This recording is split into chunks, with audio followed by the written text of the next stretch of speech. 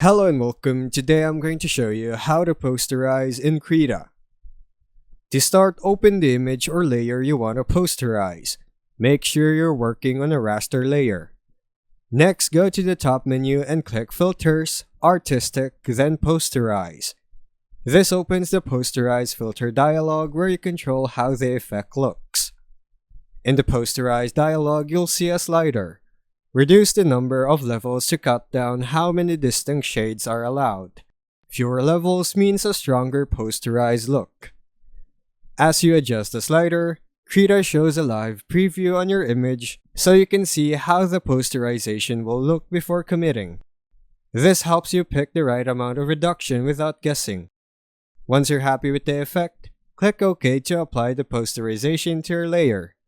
If the result looks too strong or too soft, you can always undo by pressing Ctrl or Command Z and readjust the posterize settings.